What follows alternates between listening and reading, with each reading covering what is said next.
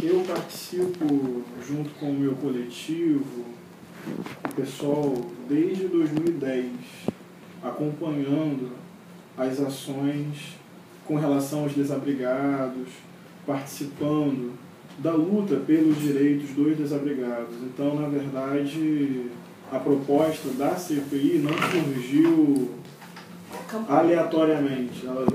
Nós temos uma trajetória já de 3 anos acompanhando a situação dos desabrigados. Nós ajudamos a organizar um comitê de solidariedade e auto-organização dos desabrigados.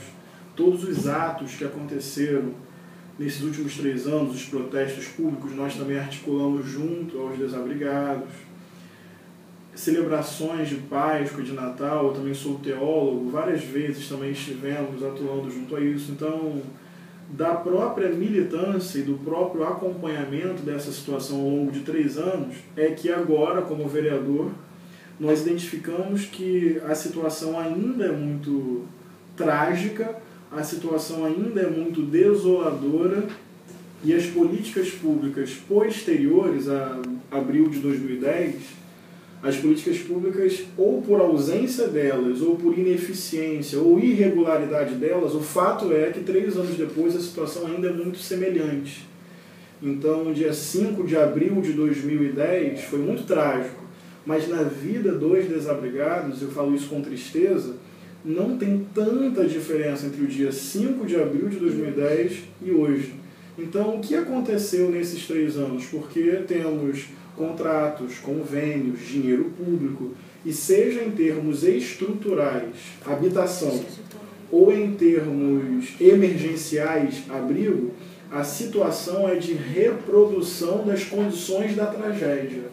Então, agora, como vereador, com o amparo de toda essa trajetória da militância, nós entendemos que requerer uma CPI é necessário para passar essa história limpo, porque infelizmente a tragédia vem se reproduzindo, não em termos de casas caindo ainda, mas da ausência de resposta eficiente para o problema de habitação na cidade, e especialmente os desabrigados de 2010. Muitos do Bumba, mas também de outras localidades e comunidades da cidade de Niterói.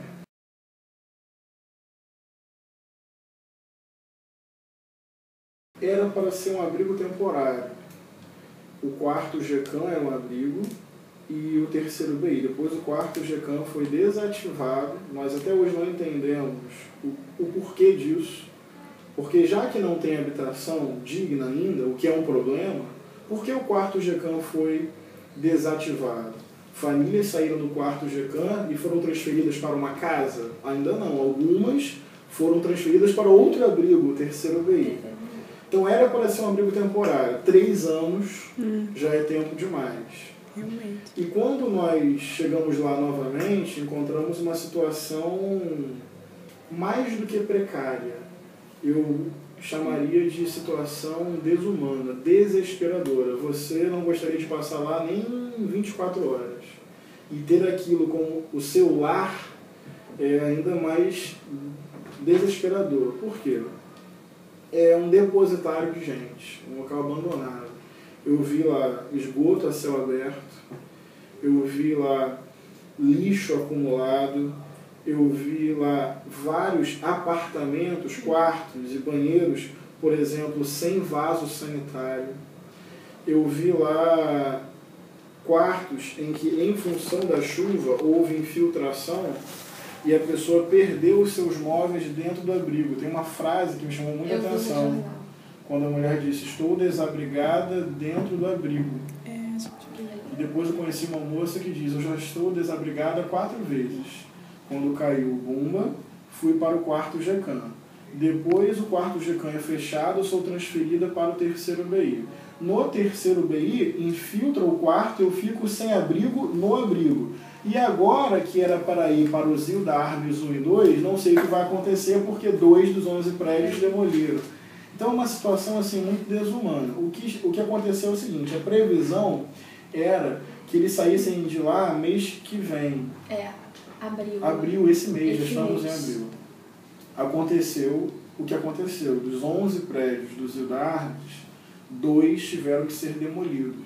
E os outros estão com rachaduras. Os outros estão terríveis. sendo avaliados. Tem uma auditoria técnica para avaliar a condição destes 9 prédios. Aliás, quando você conversa com os moradores, eles estão desesperados. Porque imagina, se 2 caíram, o que garante que eu estou indo para um lugar seguro? Tem muitos que não querem ir, seja pela localização e seja por esse fato novo, a insegurança que gera.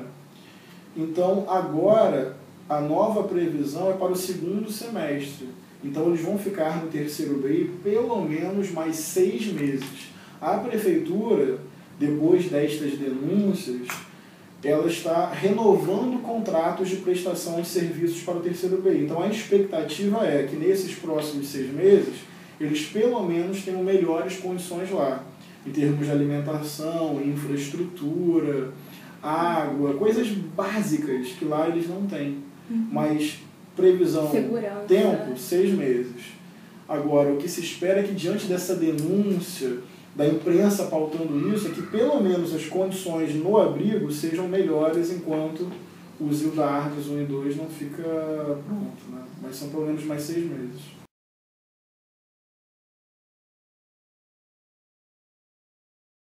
O aluguel social é uma medida que é condicionada a esta situação. É uma medida emergencial.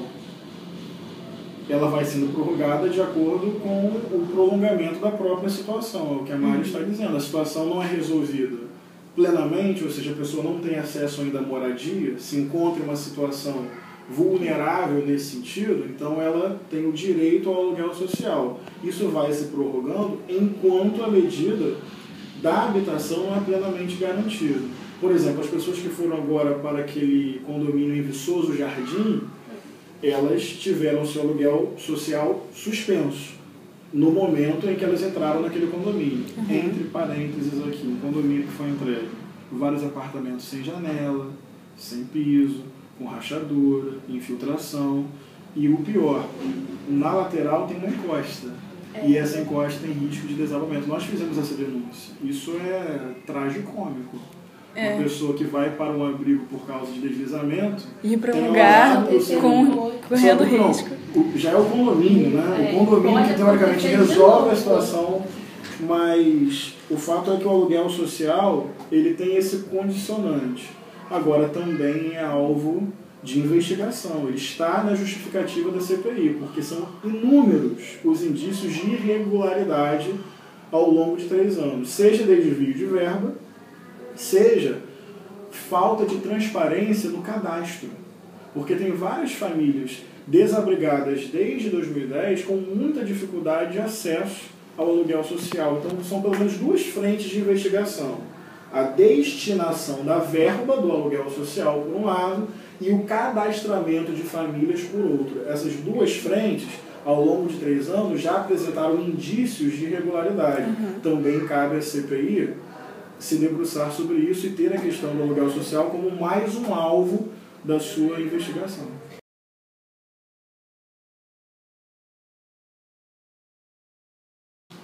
Essa pergunta é excelente, parabéns.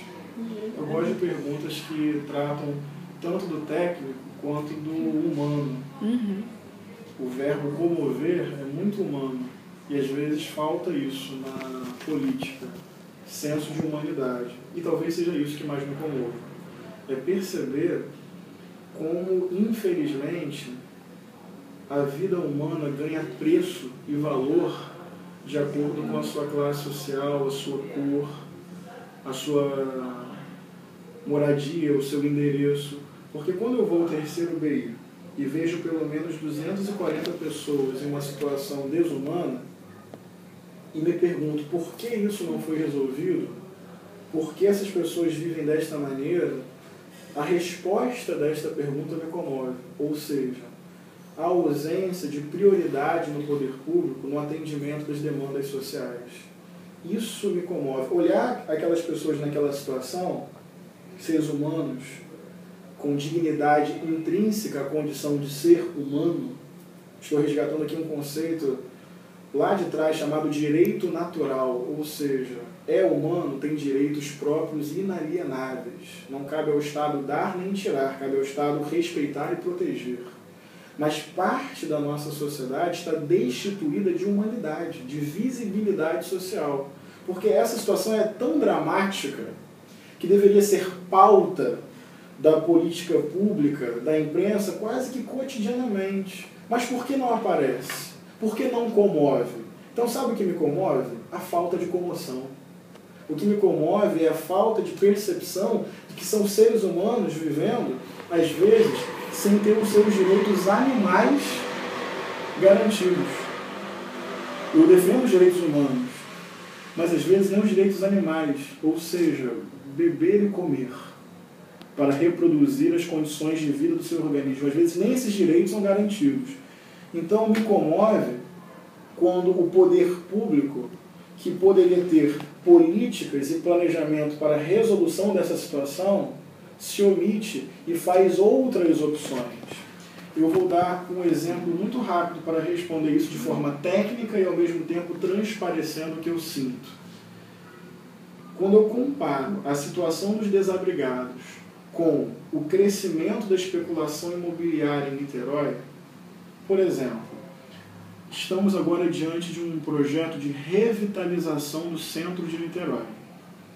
E nós já percebemos, via diário oficial, pesquisando, investigando, que tem alguns prédios do centro, como por exemplo o IASERJ, o EMOP, a imprensa oficial, são prédios antigos, alguns já desativados, que estão sendo alvo de uma doação do governo do estado para a prefeitura. São prédios estaduais que vão ser agora municipais.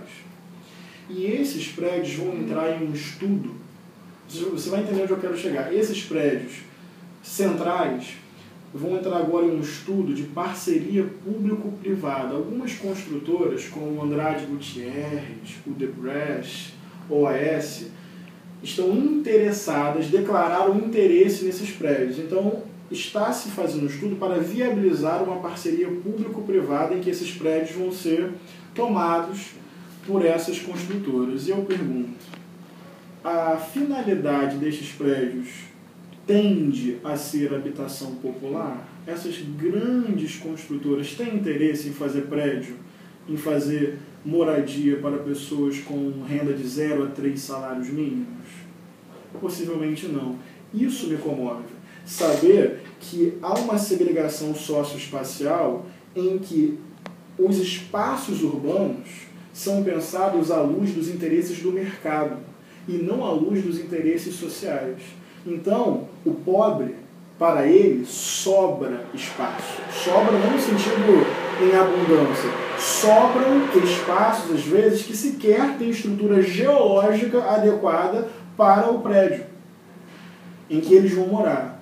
E outros espaços da cidade também relevantes e às vezes até melhor localizados sob o ponto de vista de infraestrutura e prestação de serviços, que poderiam ser destinados à habitação popular, ficam à luz dos interesses das grandes construtoras e dos grandes empreendimentos.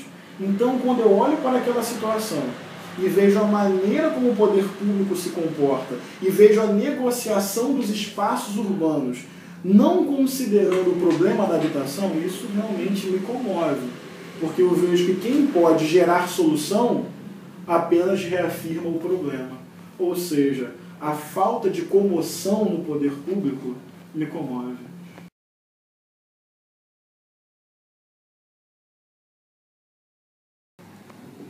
Difícil escolher um. Vai ser uma CPI que vai dar muito trabalho. Serão 4 meses assim de trabalho enorme. Vamos trabalhar coletivamente. Não é só o meu mandato. Os companheiros do PSOL, o Paulo e o Renatinho, desde o início costurando a CPI, os outros vereadores que assinaram. Mas eu quero inicialmente projetar um olhar específico sobre os contratos e convênios do terceiro BI. É uma frente. Vocês estão me pedindo para selecionar, eu estou selecionando com cuidado de dizer que são várias. Mas esta está me chamando especial atenção. De você ter 3 anos de um abrigo em que você tem contratos firmados, serviços prestados, mas a situação ali é desoladora. Que contratos são estes? quanto estava estipulado, quanto realmente foi gasto, por que não gerou mudança objetiva na vida dos desabrigados. Então é um alvo de especial atenção dos muitos que nós vamos precisar nos debruçar coletivamente, não apenas eu. Nada aqui é apenas eu. Isso é uma cultura política. Eu sou apenas um dos vários militantes. Eu tenho a responsabilidade de ser o vereador, mas as nossas decisões e ações e planejamentos são sempre democráticos e coletivos. Nós não acreditamos em super-heróis, nós acreditamos na força da coletividade. Cada um tem algo a acrescentar. Eu estou cumprindo uma função específica, mas não é superior nem isolada. Eu estou aqui, antes de vereador, como professor e militante. Então, nós, na primeira pessoa do plural, não só discursivamente, mas concretamente, vamos nos debruçar sobre vários pontos, mas esse especialmente.